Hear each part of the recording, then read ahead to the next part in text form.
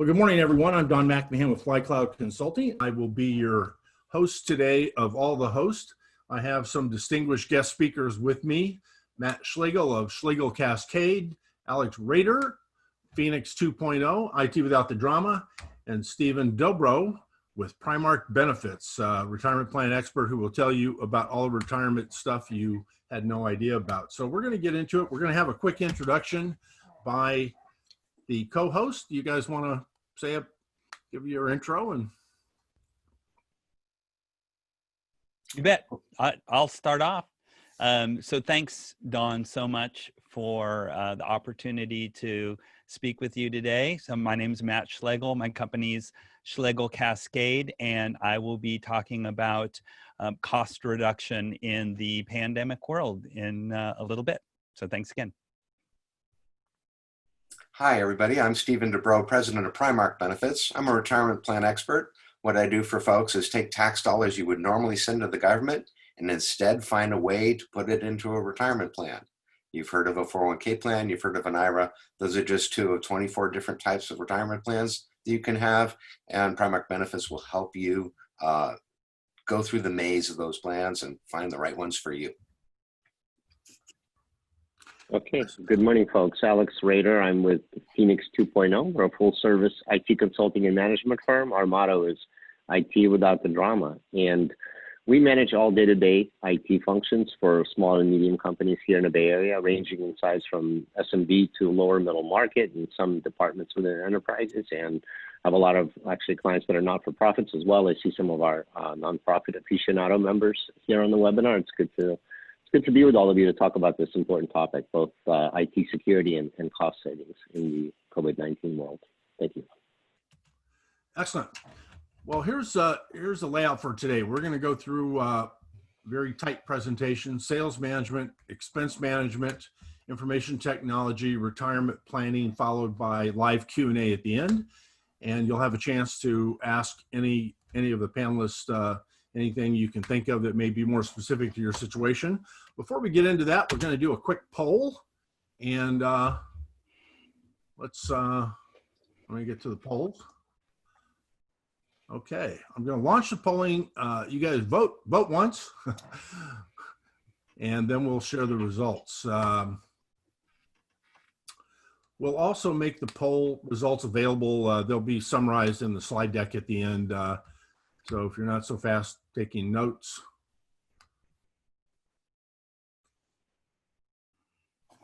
And along the way, if you have questions you'd like to ask at the end, you can go ahead and text those throughout the presentation, and we'll review those when we get to the end. Now,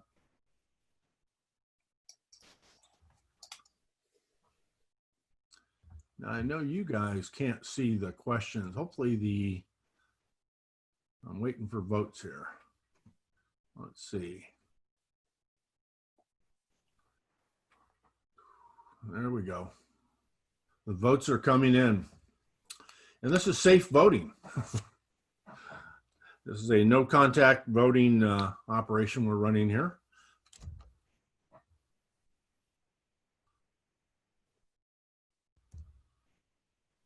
%40 are in, 50.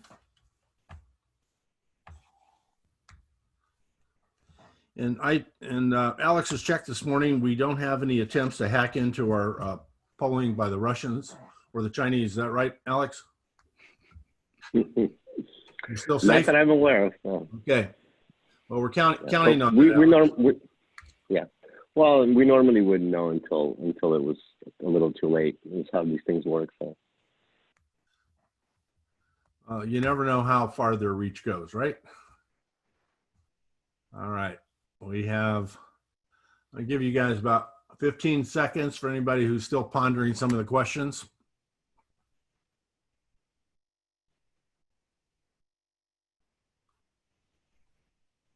And of course, this is an anonymous poll, so nobody knows who is saying what in this, including us. We just get anonymous data on this, so feel free to share very candidly.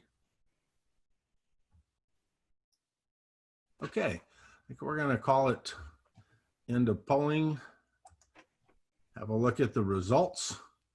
So who got a PPP loan? Looks like, 71% did, but others still planning to apply for the deadline. Companies concerned about security and privacy was one of the following. So we have, not surprisingly, 43% for their remote office workers. And then maybe a couple of them knew what the Consumer Privacy Act was. Hacking, a fair, 86%, not surprising. It's in the news all the time, right? And Alex will be talking about that. Cost concerns, cell phone costs. So there you go, Matt. 71% of people are concerned about cell phone costs. There you go. Merchant processing, almost 30%. I had my whole experience with that yesterday. I learned a lot. And so 100% of the folks have not changed their compensation plans for the crisis. I can speak to that later. And as far as companies having, I guess good news in this group, not so much a headcount reduction, but staffing hours have definitely been reduced. But interesting, 57% with no impact. So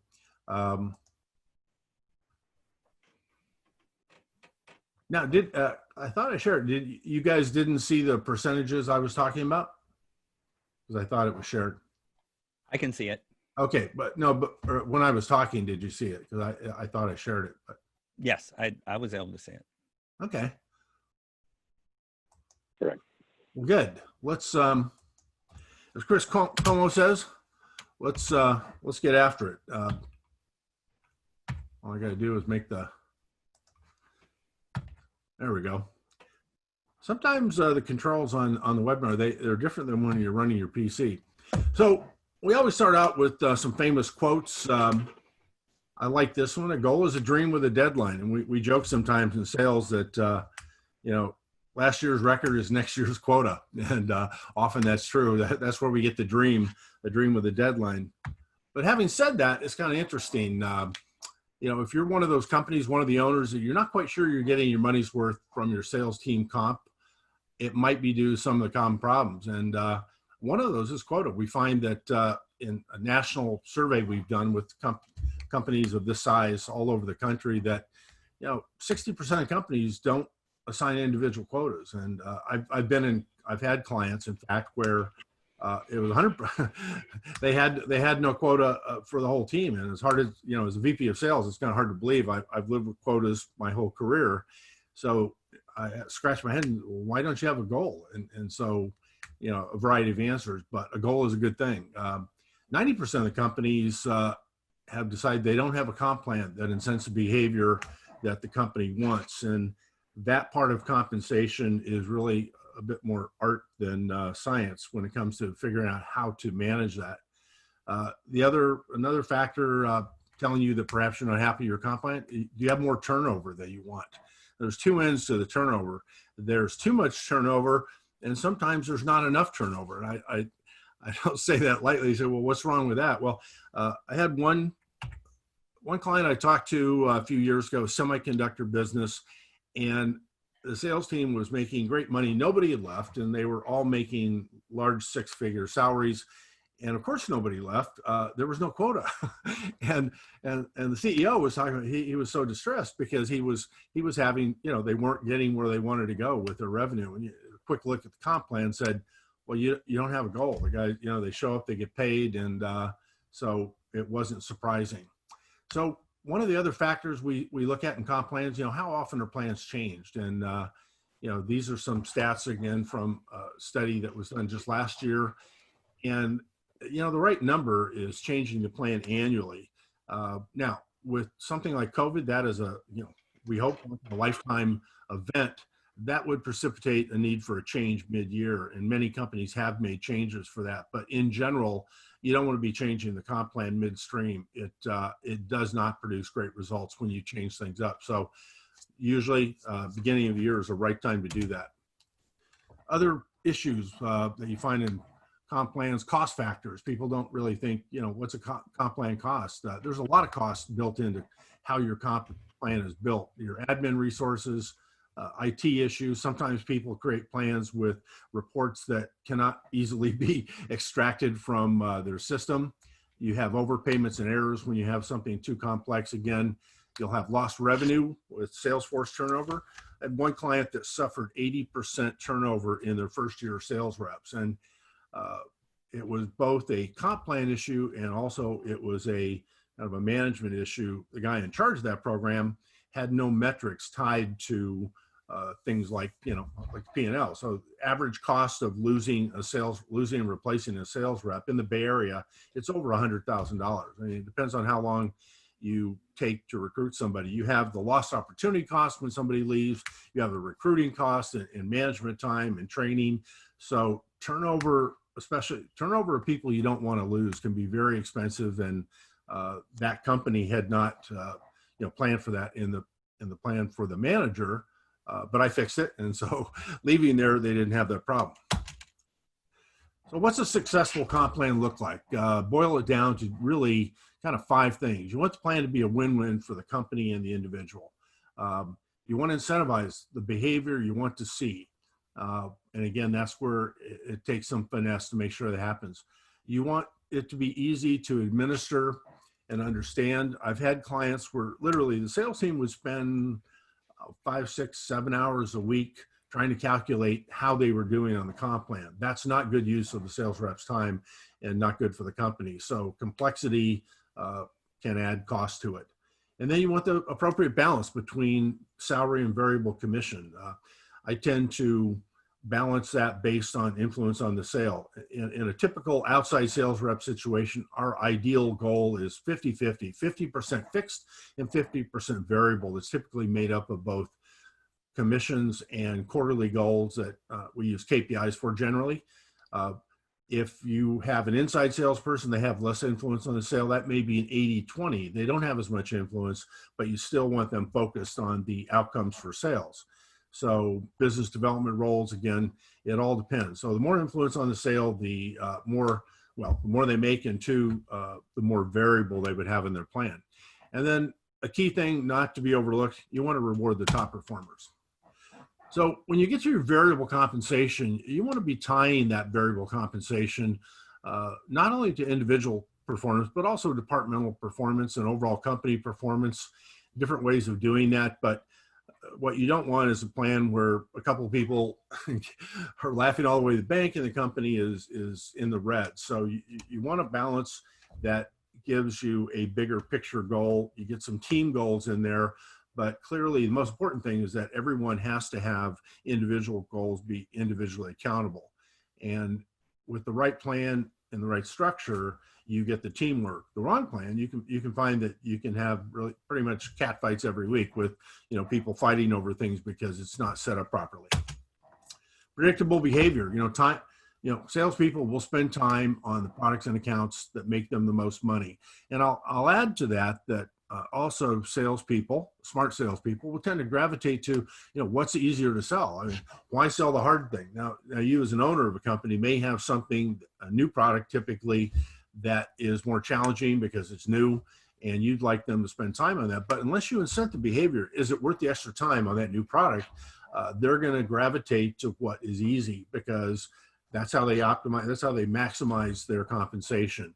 So that's where the plan is really important. You can adjust it. Imagine a couple of dials where you can dial in on which products that you'd like to reward that make either more margin for the company or align strategically. And again, that's where you want to align to your corporate goals. You want a plan that's easy to implement and follow. We already talked about, making it too complex. People will spend a lot of time trying to figure that out. The other thing that I find often is come in and comp plans have become overly complex. Usually it's kind of like sideburns. They creep on you, right? They every week get a little long. Well, you come in, and I had one client with a 9-page plan, and it was really a culmination of about 5 years of rules that were added. Many of the rules designed to how not to pay the sales team, which wasn't really motivating. But you can't manage the team day-to-day activities with a comp plan.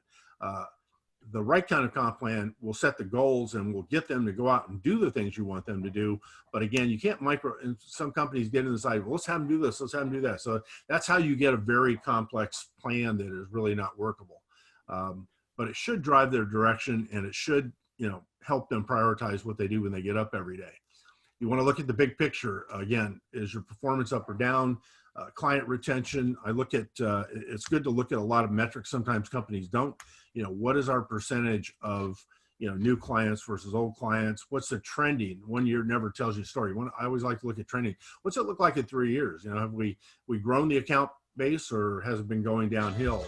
Not just revenue. Sorry, let's get rid of that. And then again, productivity increasing or decreasing. You look at that, I run P&Ls on each sales rep. We look at the amount of margin per rep. We look at the cost, and essentially you should be able to do individual P&Ls and see how profitable each rep is. And it's an exercise worth doing as you build these. So balance, salary commission, we talked a little bit about it. The balancing act, a plan where the team's too comfortable or they're properly motivated, and the wrong plan, they're downright discouraged. And then you get the problems with turnover. And of course, your comp plan has to be, industry competitive in your market. You'll find big swings in compensation between states. California, of course, we're in the Bay Area being one of the hottest labor markets. And we have one of the higher labor costs here. It's interesting, there are micro markets within the Bay Area. If you have reps in Sacramento, they don't have the same comp plan that a rep in San Francisco would have. So it's good. We always benchmark salary data, not just by region, but specifically in metro areas.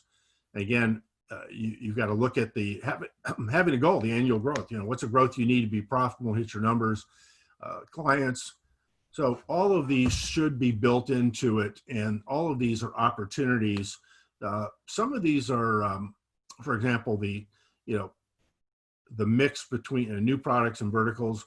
I use KPIs, and what we do with KPIs typically is to, set those up so they can be changed quarterly. So the plan doesn't change quarterly, but the specific KPIs. So you have a chance to direct the business as circumstances call for during the year. The other thing, a plan should have, don't reward low levels of performance. Some plans may have a 50% minimum, for example, before commissions kick in.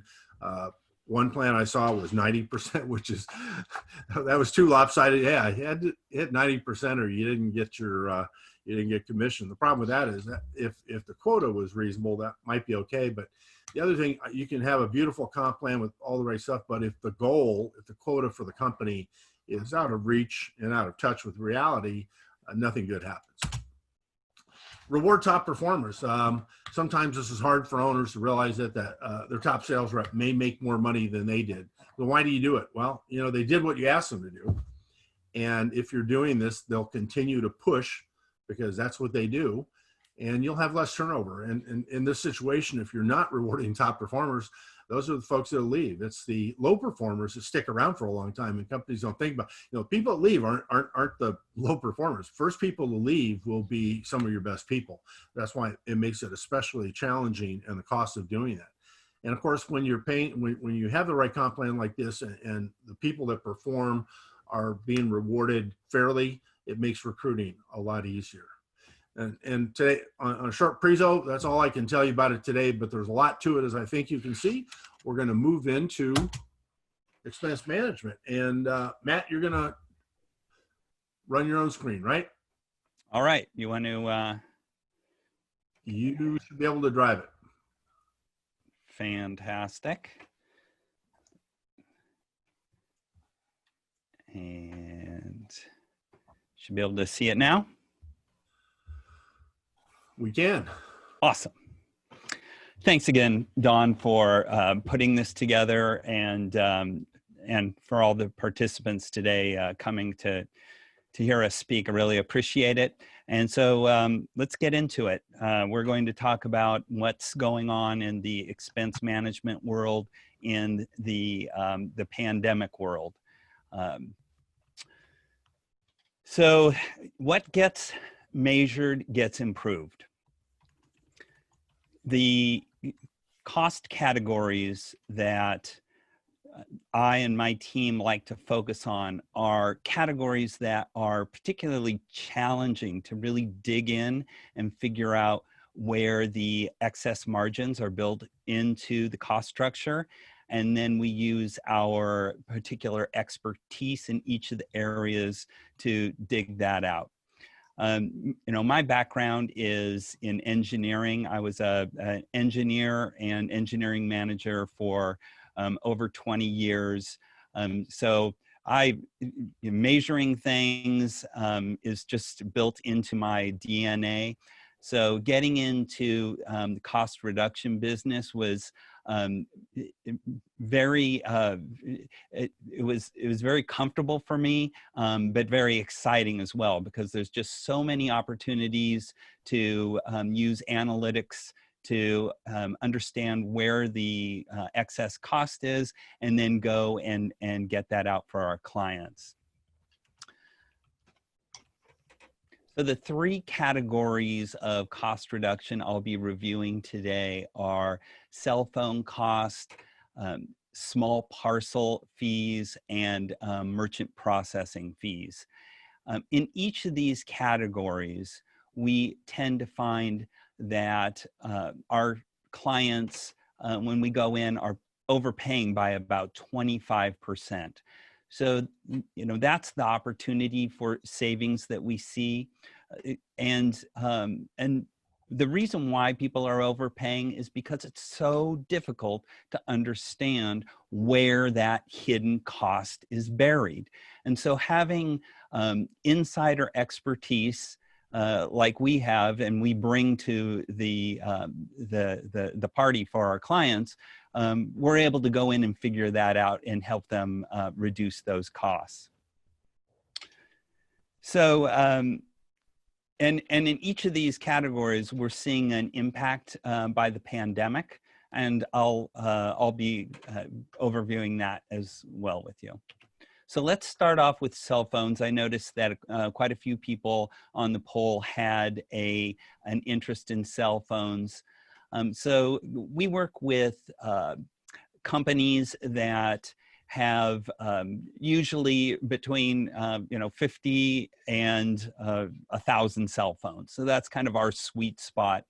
So this is an example of a company that had about 125 cell phones on their account. They were paying around $84,000 annually for the cell phones. And after our analysis, we were able to bring that cost down to around $61,000 annually, so $27,000 in savings. So this is a pretty typical, $22,000 in savings, 27%. So this is a pretty typical example of what we can find in savings, and this is without changing providers at all. It's literally no impact on the users. People continue to use their devices as is. It's just the CFO and the controller see the cost go down. The main areas that we're finding for cost reduction are understanding how the phones are grouped on the plan, and then ensuring that they are in the most cost-effective groups. When we go in, we're finding that they're not necessarily set up on the most cost-optimized groups, so that's a big chunk of the savings. Another chunk of savings we get is finding discount codes that can be applied to each of the lines. And every line qualifies for some discount code. It's just a matter of getting the best discount code. And by going through each of the lines carefully on the plan, identifying what the best discount code is, we can generally find another big chunk of savings. I'd say between 1 and 2, that's 80% of the savings that we find. And then we'll also go through and find that miscellaneous services will get attached to a line. They may have, inadvertently, hit a text and then all of a sudden 199 charge is appearing on their cell phone account. So one of these, so by carefully going through and figuring out if there's excess charges, we can go and eliminate those if they're not for a specific business use. And then finally, unused lines. You might be surprised, but when accounts get bigger, it gets a little more difficult to figure out whether a line is being used or not. And the bills, you know, for a 125 line account, the bill might be, you know, 200, 300 pages that you need to sort through to figure out whether the line is being used or not. So we go through and we have the tools to do that and figure out, you know, if a line isn't being used, and then bring that to the attention of our clients. So in the pandemic world, I'd say number 1 and number 4 are the ones to really pay attention to right now. The usage patterns may have changed in your company. Stay at home, you know, folks that are in a stay at home situation may be using their device more, or they may be using it less. And so you want to understand how that usage pattern has changed, because that will affect what plans you want to put that line on.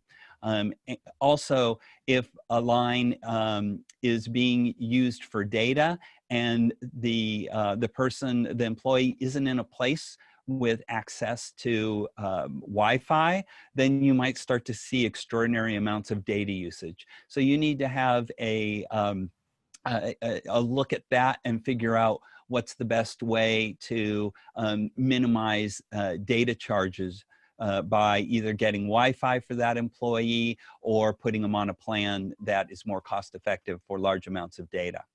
And then on the unused line side, you know, in regrettable situations where companies have had to lay off employees, even if temporarily, you'll want to go in and see if you can suspend those lines while they're not being used. Even if you do plan on bringing the employee back, you can suspend them in the meantime, sometimes for up to 6 months. And for instance, in the case of Verizon, if you suspend the line charge goes down to 0. So you might as well be saving that money while the line isn't used. So those are 2 things to look out for on the cell phone side. Then on the shipping costs, we'll just go through this briefly. Again, we're seeing you know, varied responses among our clients. Some clients, especially in the e-com space, are have extraordinary increases in shipping, while some clients, for instance, in the apparel space, are seeing a dramatic drop-off. So it really depends on the business, what's going on there. The thing that we do when we go in and analyze the shipping costs is we look at something called the operating ratio. That's essentially the margin that's built into the cost structure. Again, having folks on our team that are former FedEx and UPS analysts, we know exactly where that margin is in the proposals and quotations that our clients are receiving. So we can identify where those excess costs are and squeeze them out. And the good news is that we know the shipping companies will live with 5 to 7% operating margins. So that's the goal, is to get it from whatever the starting point is down to the 5 to 7% range. And that's when we know we accomplished our mission, and we're seeing anywhere from 13 to 30% savings, often 25% savings for our clients. And just here's a quick example of a company that ships bedding products and sleep products.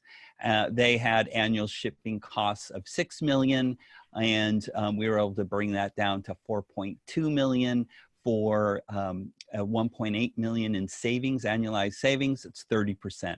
And again, typical for us is 25% savings. All right, let's get over to merchant processing. A lot going on in this world right now. I have a picture of a merchant processing statement up on the screen. The interesting thing about the merchant processing world is that, you know, as opposed to the shipping and cell phones where you get a bill, in the merchant processing world, you get a statement. And that statement has, you know, a bunch of information in it, but since it's not a bill, it often doesn't get scrutinized. And yet, if you do scrutinize it and you have the expertise to go through all of these codes, you can find out where that hidden margin is and start to squeeze it out.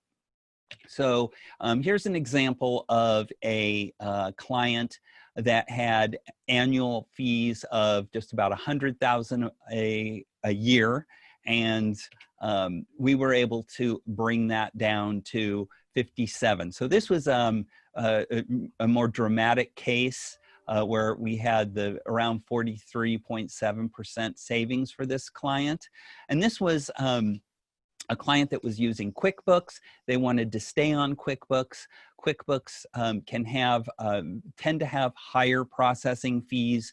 So we were able to accommodate them with a technology solution that allowed them to continue to use QuickBooks, but have access to lower cost processors that were more aligned with providing processing services to their particular business. And that's why we were able to get the dramatic savings here.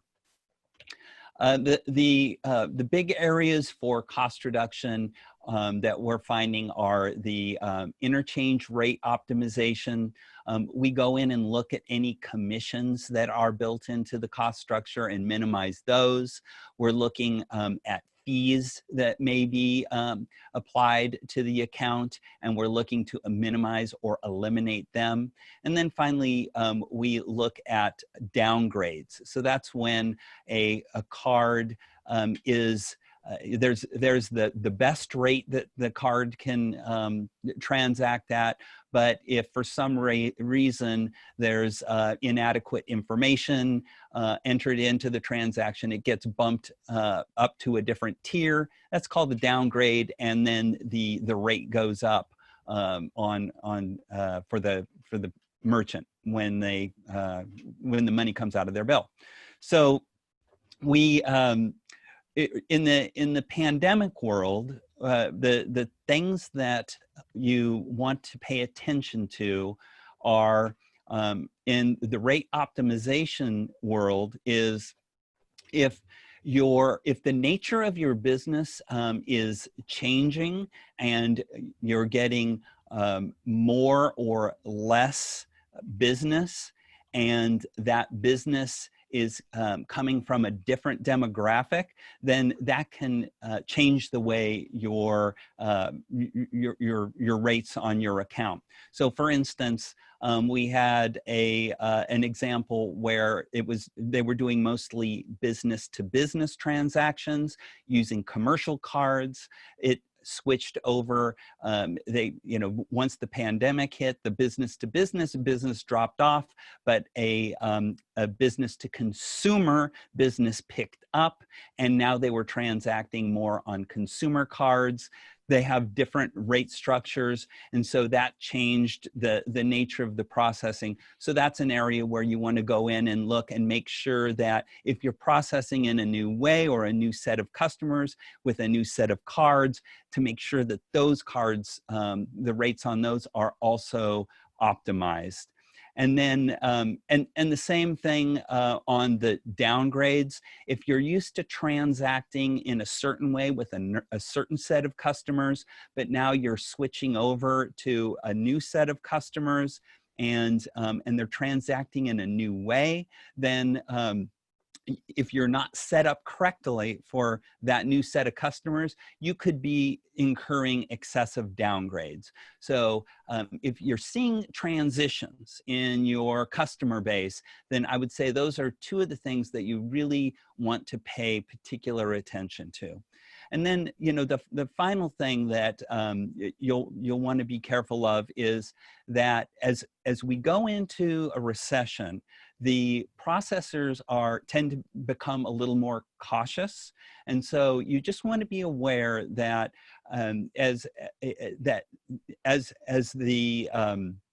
we go into the recession, you may get inquiries from your processors, and what they're going to want to know is, you know, when are you being paid for the service that you're delivering?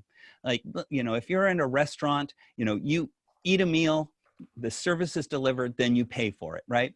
That tends to be a low risk transaction, as opposed to if you buy an airline ticket that you're planning on, you know, going on a trip 3 months from now. If you, for some reason, are unable to use that ticket, then the bank may be on the hook for making sure that you get refunded. And so, because the banks and the processors are essentially giving you a unsecured line of credit for the 6 months in which they've made that promise to you, you know, they're getting more cautious because of that. So that's just something that you need to be aware of in the current situation. And so those are the highlights of what's going on in the cost reduction world for our group. Thank you so much for listening, and I will hand it back over to you, Don. Thanks, Matt. I think, Alex, you're up. Yes, I'm up. I'm going to try to share my screen. Here we go. Let's see.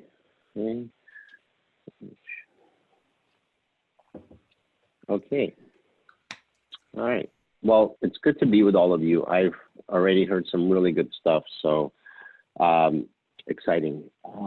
I wanted to, first of all, encapsulate, well, I've said a little bit about our company. Let me just kind of recap why I'm speaking on the topic of IT and productivity and security today. So we, as an IT services company that works with small businesses, lower middle market companies, everything from nonprofits to law firms to large, fast-growing startups, even some departments within enterprises that have internal IT folks and where we come in and augment their staff. We're one of the more intimate vendors that a client will have, vendor relationships, that is, because what happens is we're talking to their users multiple times a day. In a normal business environment, we're coming to the office, and now we're supporting folks in the home. And we were actually doing quite a bit of that before, obviously. There were companies that had people working at home and working remotely. So we have IT has a very unique purview. It's kind of pervasive across the organization. And so what's happened since mid-March is that, you know, everybody with this mad scramble to get people set up to work from home, we had to procure a lot of devices. We had to turn up licenses on software accounts, right? We had to get people equipment for home, et cetera. So there was that mad rush. And with whatever IT support arrangement you had, whether it's internal IT people or you're using a solo consultant or a company like ours, what's happened now is that we're essentially, instead of 1 or 2 corporate locations or maybe, you know, a handful, we're now supporting dozens typically, right? So everybody's home is now de facto become an office. So our workload has exponentially increased. Add to that the proliferation of things like phishing emails and ransomware and all of the security that was already a concern prior to COVID. Now you have folks working in the home out of an environment that just as a baseline has no security built into it, right? They're using potentially devices that were not meant to be used in a work context. They're using home internet connections that have no security. So all of this has exacerbated the issue. And what's happened since mid-March is that there's been a lot of retrospective, kind of looking backwards and seeing what's transpired the last 4 months. And if you look at all the wisdom coming out of the IT industry and security, cybersecurity firms and white papers and all of that, there seems to be a consensus that are about 6 to 10 different things you can do to significantly remove a lot of the risk off the table and keep your workforce secure, all in furtherance of productivity, right? So the question of cybersecurity is obviously an important one for today, but our core focus now is for today's presentation is how to keep folks productive and to do it in a cost-effective manner. So one of the things, these are not really in order of priority. They're all very important for different reasons, but I have them listed this way. So I'll start with mobile connectivity. Why is that important? So it's kind of a fallacy that people are now just working from home. I mean, the reality is, especially sales folks, the people that Don talked about, they're still very mobile. For example, our team is still doing office visits. We're doing home visits. They need internet connectivity when they're out on the road. Salespeople that are in hotels or traveling need connectivity, and to rely on coffee shop or hotel Wi-Fi, which is not secure, sometimes it's unavailable. You can't connect. It's just not a good. It's not a good system, right? So what we're recommending is that you get folks a mobile hotspot. They typically range in cost between $25 to $100 a month, depending on how much data you want to prepackage into them. And it's typically a USB dongle that plugs into your USB port, or it's a separate kind of a device that's a little bulkier that you carry around with you. And it'll give them the ability to connect securely and have dedicated bandwidth when they're traveling, right? And these are provided by Sprint, Verizon, AT&T, your typical cell phone carriers. There's a password to log in, so there's a little bit of security. And that traffic is traversing the network of that carrier, so it's not going over open Wi-Fi in a coffee shop connected to some,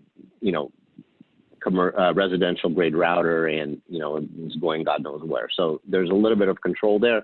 If it's a corporate owned device, you can also kind of look at what the data usage is like and all of that kind of stuff. So you have some visibility, right? So all of my colleagues talked about the idea of having visibility now that everybody's kind of spread out, and it feels like we all have less control. The next important thing is VPN. So we've all seen this word. Why is it important? So with California Consumer Privacy Act and a lot of other data privacy and security regulations that frankly have been on the books in many states, and things like GDPR, what's happening is there are now a lot of mandates that are being prescribed legally for data security and privacy. So we have clients that are not in regulated industries that are now being told by their clients to go through a security audit. So they get a questionnaire, which is pages and pages. It'll look similar to like a service organizations control audit or an ISO audit. It's basically the same line of questioning, and it talks about, one of the things it talks about is data privacy and security, and i.e. encryption, right? So VPN allows for that. Whether you have a corporate VPN solution that is delivered through a firewall in a corporate setting where folks in the home are now connecting to that remotely and accessing resources on a corporate network, there's obviously still a lot of that going on. And what's happened is oftentimes these appliances were not meant to handle that amount of traffic. So, before there were 10, 20, 30 people connecting to the corporate firewall, now there's 50 or 100, so you may need to upgrade that device or turn up the license counts on those appliances. A lot of also what we've seen is what had to happen is people had to get personal VPN solutions, so like ExpressVPN or Nord.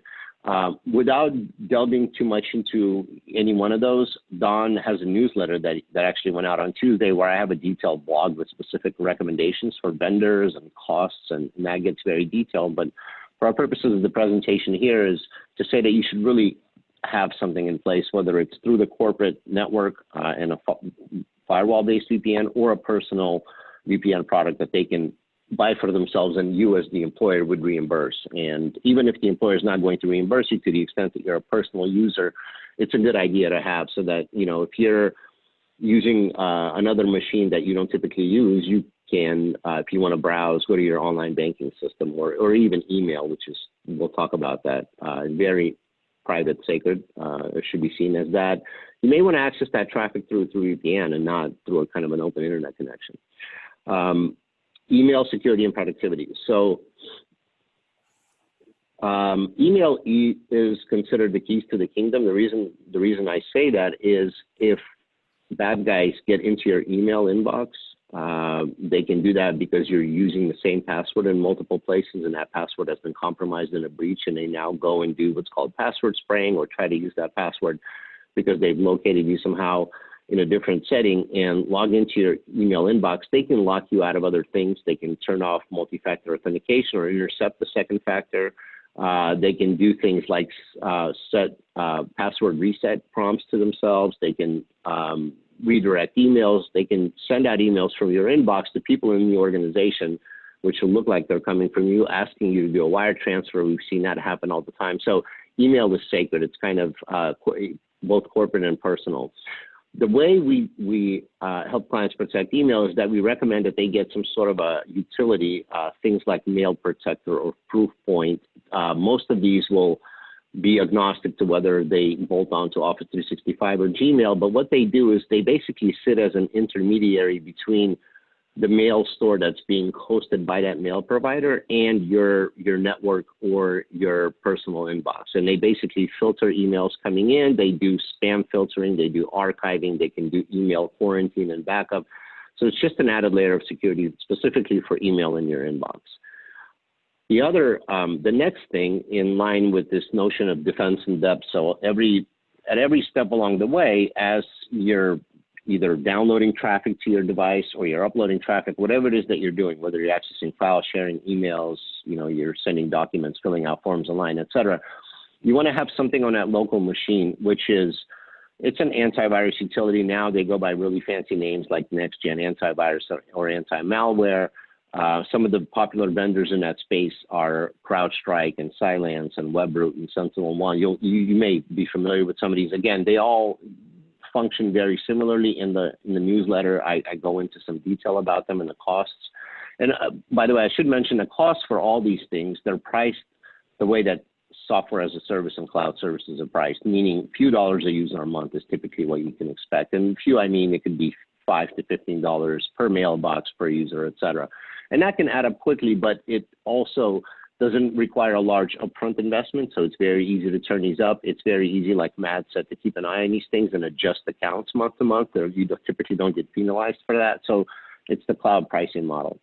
So what these endpoint protection utilities do is they basically protect the local machine. So they will have a pretty wide scope. And again, if things get into your inbox or you click on a link and you launch some sort of an executable that is malicious and it tries to install itself on a local machine, encrypt your local file share, these things can intercede typically and prevent that from happening, or after the fact, they can be helpful in cleaning some of that stuff out. A little bit about what's the risk. So I can tell you, based on our own anecdotal evidence over years of doing this and everything that's been documented, both in regulated industry breach notifications that have been happening obviously rampantly last handful of years, and private business, the data collected in private business breaches in non-regulated industries, we know typically that a small business, like a small law firm or a small nonprofit, if they have a cyber incident, which rises to the level of being a breach, meaning that means that data is corrupted or exfiltrated or is potentially seen by malicious threat actors, private data. We know that to recover from that by cleaning the issue out, removing it, restoring data, notifying a data security and privacy law firm to potentially figure out what legal ramifications are, to all the way to getting people credit monitoring and protecting yourself from class action by breach victims, all of the forensic cybersecurity firm costs to figure out how the breach happened in the first place, all of that stuff easily adds up to days and weeks of operating at very degraded capacity. So we're talking, 20, 50% operating capacity because you're so hampered by the damage that's been done. And the costs go easily into over $100,000 and climb quickly, depending on the size and scope of the organization and the IT environment. So we talk to clients about reducing cyber risk. We give them an example and say, look, if you have highly probable risk of a high severity, so you've said to us that, a six-figure loss on a week of low productivity is something that you need to hedge against. It's not something you're sure you could recover from. It would be detrimental. It's worth considering as a high risk. Well, we tell clients, look, is it worth buying cybersecurity insurance for $10,000, $20,000 a year to remove a six-figure risk that's highly probable off the table? The answer typically is yes, it's at least worth considering. So that's the kind of logic we think about when we ask clients to put budget aside for cybersecurity, for IT expenditures, et cetera. What's happened now is that a lot of clients, they're saving money on reduced commercial leases, right? And other costs have gone away. So what we're telling organizations is, look, adjust your reimbursement plan and your comp plan. It's very important. So recompense users for, additional devices, additional internet connectivity in the home, the VPN clients, all this kind of stuff. Make an allowance for that. It's very much appreciated. And frankly, it's a good idea given what the adverse effects of not doing these things are. Okay, moving along to another subset of this kind of 8-point system. So device encryption and management. In PCs, so PC laptops and Mac-based laptops, there are utilities like BitLocker and Firewall that are included for free in the professional version of the operating system. So you can turn on hard drive encryption basically for free.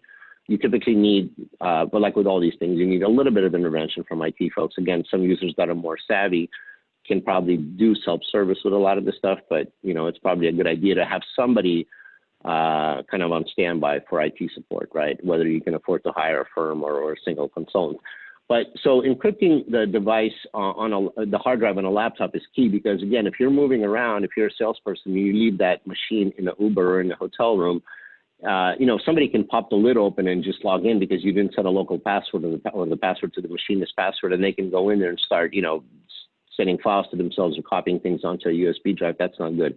If the hard drive's encrypted, there's a second factor of authentication that needs to happen that they won't typically have, obviously, right? So that's an added layer of protection, and it's free.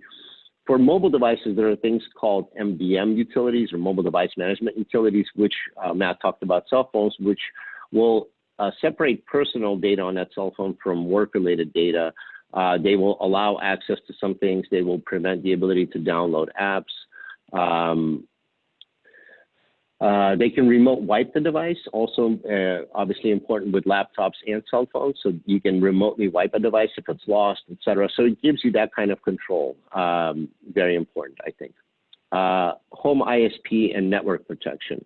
What we're recommending right now is that to avoid a lot of the issue of kind of battling over home bandwidth between the working parents and the kids that are doing remote learning, is we're recommending that folks get a second internet connection at home. And Comcast and AT&T and Sonic and some of the other providers are now offering business class services in the home, which the difference there is that it's an expense that's approved for business, so it's easier for you to get approval from the employer. They will typically have a router that they send out to that has firmware on it that has some security functionality built into it. And it's typically, the bandwidth can be dedicated, so they will allow for more upload, for example, on those circuits. So in a residential circuit, they will typically give you very little upload. On the business class services, they typically will allow for more symmetry on the speeds and other kinds of traffic shaping capabilities that are not available on residential service. But the price points are very similar. So, we're talking a Comcast 150 by 20 circuit that's costing you $150 a month. Well, you just get a second one of those that's a business grade circuit, and it's got some additional functionality built into it. There are also things like SD-WAN appliances that have some security and firewall functionality built into them. These are small little boxes. They look like little routers, but they also allow for separating kind of work-related bandwidth. So you can go into a cloud portal and say, look, if I'm logging onto this site, this traffic gets priority over any other traffic during this time of day. So you can do very granular traffic shaping on those appliances. And again, the costs are very moderate, and they have some security built into them. So always a good idea. Conferencing and voice. Instead of traditional corporate-based office phone systems, like where you have a desk phone on the table and it's connected to a phone server in a closet, with voice over IP and contact center as a service and all of these new voice offerings, you basically can get either a soft phone client on a laptop, so like Zendesk, where it's something you all might be familiar with for ticketing, also has a voice product that ties into a ticketing system or a CRM. Companies like 8x8, RingCentral, et cetera, can send you out a phone that you can plug in, and that phone will broadcast your corporate phone number, right? So it's not using the residential home phone line. It's not your cell phone. It looks like a unified communication service that's got one central phone number that is your work number, and that will forward calls to your cell phone. It'll do voicemail, email, and all kinds of other things. So Yeah. And again, it's very easy. You know, there's no minimum count for how many seats you need to buy, especially for nonprofits now. They're offering up to a certain amount of seats for free. Even for corporate, the minimum is like 5. It's very reasonable. So all of the providers, again, have risen to the occasion and said, look, we're going to be very flexible with pricing and what we're rolling out because we understand everybody's, you know, struggling and trying to be productive. So they've all stepped up to the plate. And the FCC also issued a moratorium a few months ago saying that if folks are not able to pay their telecommunications bills, that they will give they will put a freeze on canceling service or any of that kind of stuff. There's no recourse that the telecom companies can take for folks for not being able to pay their bill. Also in the vein of what Matt was talking about, it's okay to call up and say, look, we have less users, we need less bandwidth. I know we're in a contract for X amount of services and dollars per month for this amount of time. Can you please give me a forbearance and let me downgrade my plan? And most telecommunications companies now, with a little bit of bureaucracy, they will meet you there. So just something to keep in mind. And the last thing is security awareness training. I would say that this is really, really important. It's kind of the precursor to all these other things, right? So if users are aware of what phishing emails are and what they look like and what a ransomware attack is and what social engineering is, they can do a better job of advocating on their own behalf to their employer about what they need to feel like they're safe and productive. And security awareness training, there's some really good free training online. Obviously, the paid stuff is a little bit better because you can roll it out to the whole company. There's no limits on it. And it helps build a culture of not only awareness, but team building. The stuff is gamified. People compete. They win prizes. And typically what we see with our users and clients is that once they get an email that comes in that looks suspicious, they will give a heads up to everybody in the company. And people become kind of cyber guardians. And so that's obviously what you want. And any kind of culture building, I think, in this day and age is obviously very helpful. Again, the newsletter, I'll post a link in the chat, and I think we will send it out again to the attendees and people that registered. Will have a lot more detail and price points and all of the stuff regarding all the items I covered. Please feel free to reach out to me. I'll happily chat with all of you about your specific situation. And yeah, thank you for letting me talk about this important topic. And I'll pass the ball to Steve. Let's see if I can share my screen here. You should be available. Okay, so play from start. And hi, I'm Stephen DeBrow, president of Primark Benefits. Primark Benefits is a pension consulting firm, third-party administration for retirement plans. We take care of retirement plans of all types, and we do fiduciary outsourcing. We also have a great reputation for fixing plans that are in trouble. So if you run into problems, we're the people to call. We've been doing this since 1971 with 30 employees and about 700 or 800 clients. We're a lot more than an 800 number. While the whole industry has gone to robots and 800 numbers that don't ever get answered, we have people, and they're going to actually ask you your questions and get to the bottom of it and do a really good job of giving you the right answer the first time, and that makes us somewhat unique in our industry. I've been the owner of Primark Benefits since 1990 after starting there in 1976. I've got a lot of designations, and I've had the honor of being president of the pension industry and testifying before Congress and working with government officials to work on pension policy in the United States. We got a couple laws and pension change after I testified. Last summer, I was testifying before the Department of Labor on 401k plan audits, for example. And, I regularly meet with senators, congressmen, officials of the IRS and Treasury and all that kind of thing. So there's a lot of different kinds of plans. As I mentioned before, there are 24 different types of plans, and some are based on IRAs, and some are based, are called defined contribution plans, like your 401ks, your 403bs, your 457s, your profit sharing, that kind of thing. Then there's the old granddaddy of plans or pension plans where you might receive a monthly pension when you're retired. So instead of getting a salary from an employer, you get a salary from the plan after you've retired. We do all those types of plans too. Now, one of the biggest things that we look at here is that, when there is a retirement plan at work, people save. And in fact, if people left to save on their own, an average American working class person, about 5% or less will save into an IRA if they don't have a plan at work. But if they're offered a plan, 71% of them will actually save. And this is really important because what happens is the only money in America really is in retirement plans. Now you have some money in your house. And so really about, 2/3 of your money is, tied up. But we find that when people get divorced, the only money they have to split up, the only cash is what's in their retirement plan. And the reason why I bring this up now is because what happens when you have a global pandemic and people get laid off and now everybody's scrambling for money? Where is the only money they can have? Well, it's actually in the retirement plan. So a lot of things were done with Congress and the industry to make sure that we address these issues. And the things I want to talk about today are how panic did not set in, even though we got really prepared for it. And we created all kinds of new kinds of distribution and loan offerings so people could have access to their money. We've delayed money coming into plans. We've people who were required to take money out while the stock market was down. We kind of like found a way to mitigate that problem. And then we became very involved in this paycheck protection program, which many of you have taken advantage of. And retirement expenses are part of what gets forgiven. So that's very important. And then I also want to make sure that no one misses their deadlines on what's going on.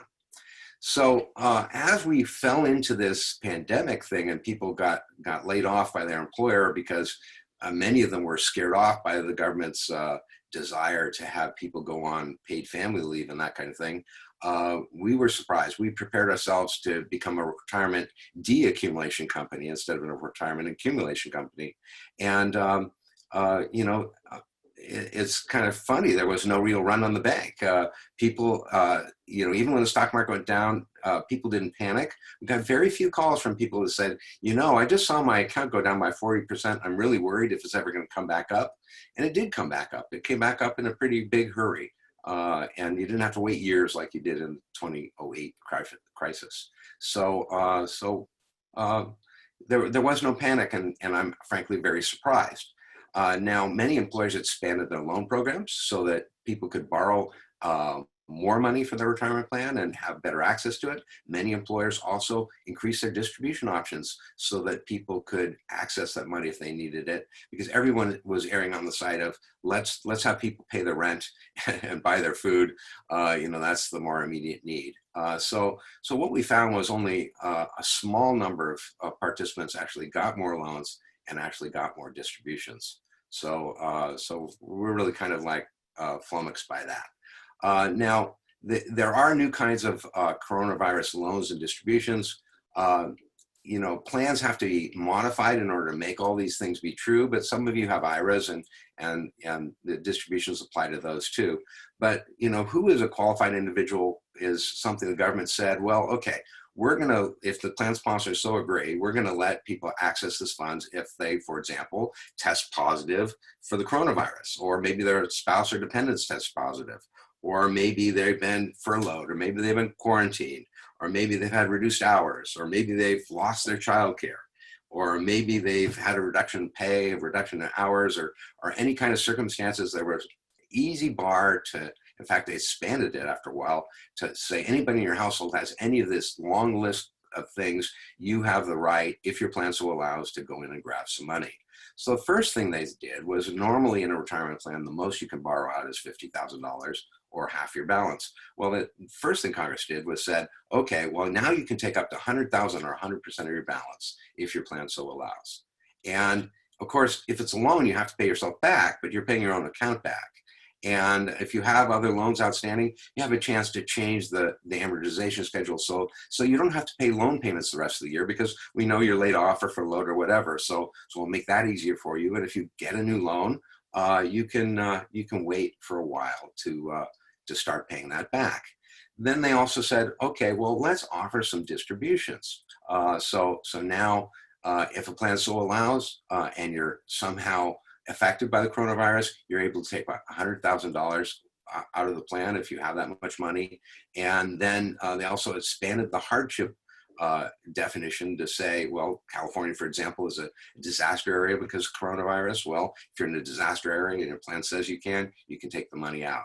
So this is all great news. And if you're taking money out of your plan or out of your IRA, the taxation of the money coming out this year is over a 3-year period. So you don't pay all the taxes now. If you take 100,000, you pay a third of it this year, a third of it next year, a third of it the year after. And oh, by the way, if along the way you decide to pay it back, then you get to refile your taxes and not have to actually pay taxes on that money. So it's a really good deal and a great tax planning opportunity for many people. Now, one thing about retirement plans is the IRS eventually wants to get their money. So there's these things called required minimum distributions that are very fact specific, and without because we don't have time to go into it, there's been a lot of changes, and most 2020 distributions, you don't have to take them, and if you take them, you get to treat it as a rollover and put the money back in your retirement plan. There is a retirement crisis in the United States, and one thing about the coronavirus was it meant that interest rates returned to near zero. This is really bad news for a pension plan. In a pension plan, what they do is they know they're going to have to take money out of the pension plan's pocket to pay somebody $100, but they're only going to $80 in the bank, kind of thing. And so what they assume is that there's going to be earnings on money, that they're going to get some reasonable rates of interest and earnings and that kind of thing. And so when the government changes the interest rates to be zero, that exacerbates the problem. Further, when the interest rates are zero, you have to pay out higher benefits to certain people. So therefore, there is a real bad crisis. And in addition to that, the government said, well, if you really had money due here by September 15th, we're going to let you pay it in later on, like all the way to December 31st of 2020. So what happened was this whole funding status of plans fell really drastically. And we get to ignore the normal pension rules, which put bumpers on it to make sure that we don't run out of money in our pension plans. And that's all a political answer to a financial problem. So we're going to see a lot of pension plans going broke this year, and companies struggling to do their funding. You have many plans like truck drivers and electricians and plumbers and all those kinds of plans that unions have and that kind of thing. Those plans are really in trouble. And then our small plan environment, sometimes you're using this year's money to pay last year's contribution. And so that's a really, a real hard problem. So using coronavirus loans and distributions may allow that business to stay afloat and still fund their pension. On the 401k side of the world, we've been begging Congress for extra time to fund our 2019 contributions. They made it easier for us to back out of any commitments for 2020. We're still waiting to hear whether we're going to get any relief for 2019.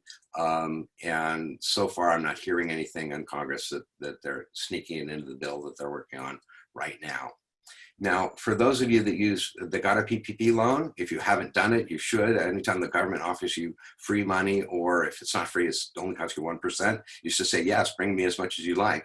But you got to use the retirement as part of your payroll expenses for the amount you get. And then if you use part of the money to pay your retirement contributions, you'll get forgiven on it. And one other thing that's going to happen in Congress is that the PPP money meant to be non-taxable by Congress, the IRS found a way around it, and they made it be taxable. So we might see a change there.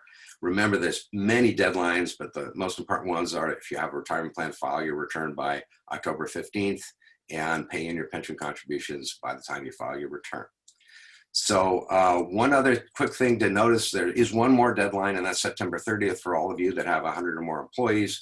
You have if you don't have a retirement plan, then state of California says, we got one for you, and you're required to enroll your participants in it starting on September 30th. So if you don't know about CalSavers, remember the organization that brought you Caltrans and the DMV now wants to run your retirement program. So you should probably call us so that you don't have to have them do it. So that's a September 30th deadline for 100 employees or more. Okay, so remember that Primark is not an 800 number nowhere. We're actually going to help you. And here's my contact information. Thank you so much for your attention.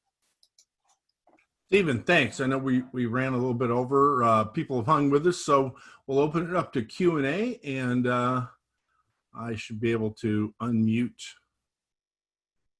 Raise your hand if Let's see here, unmute.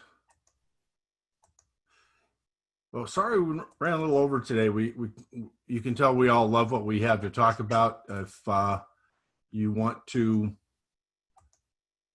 air any questions, I don't know, any of you guys check the text for me, and no questions are popping up now. So sorry, what questions should they be asking? Alex, what if what you did don't he mind, cover that I have someone a. ought to be asking about? Could I jump in with a question, Yeah. Don? Yeah. Yeah. So I actually have a question for both Stephen and Alex. I'll start with Stephen. And I was just wondering, since you are so tuned in with what's going on in Washington, what do you see coming down the pike with Congress? Well, I don't know that there's going to be very much in the retirement area. There is going to be a new round of, structure for the people that have been laid off, whether it's some level of unemployment benefits, and there might be some more loans available. PPP might be expanded and extended. I think that there's going to be all kinds of things between now and the election that's going to work for both parties to get them reelected. I see a lot of volatility in the marketplace for investments, and so we're going to see some activity, some things coming out of Congress where we haven't been up to now. Wow. Okay. Thanks. And Alex, I see you're on mute, but my question for you is, when people get a phishing attack, and they're getting so sophisticated now at making emails look legit when they're not, and we're all so busy and moving so fast, it seems like it's going to happen.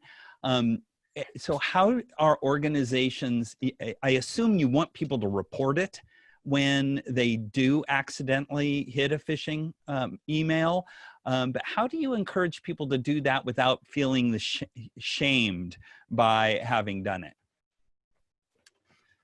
Yeah, good question, Matt. Well, so we definitely encourage the culture in the organization to be one where there's security training happening, and all of that training talks about what you should do if you make a mistake, right? That's it. Part of the training is simulated phishing campaigns, and so people get to practice, and they get to see what it's like to click on something, and they get a little message on the screen, and then there's a follow-up quiz that focuses, or some additional content that focuses on the mistake they made, right? So they get to kind of go through that process in a kind of a safe way.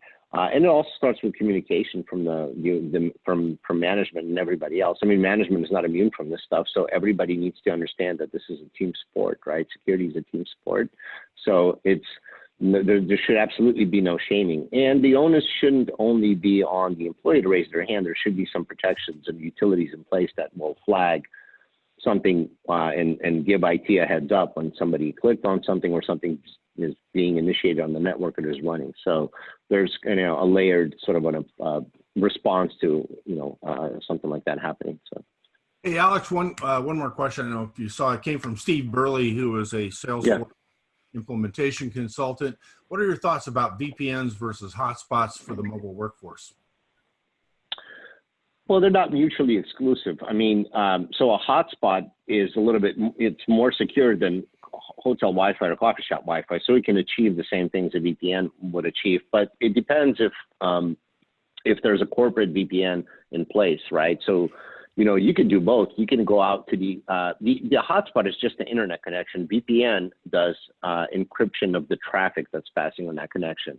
So they can be both used sort of to achieve the same result, but they're not interchangeable. So in an ideal world, you would have both. So there's, for example, there's a lot of security questionnaires that all of us as companies will receive now from clients and vendors that ask, do you encrypt data at rest or data in transit? And that VPN addresses that.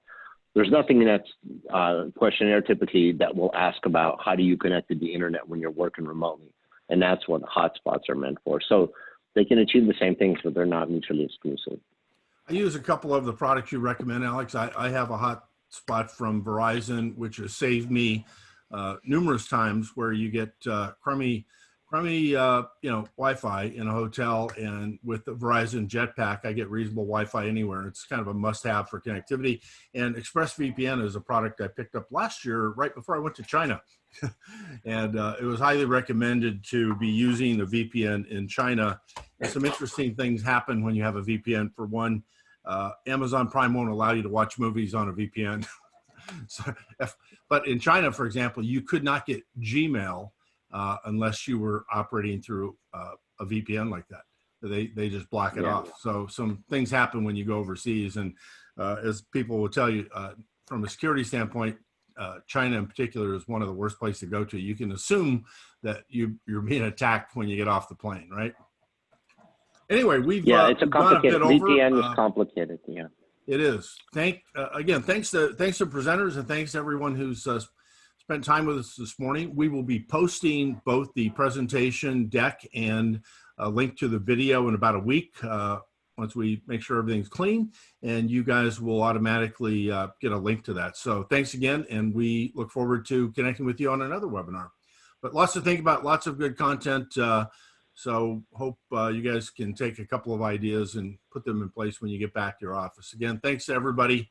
You have a great day.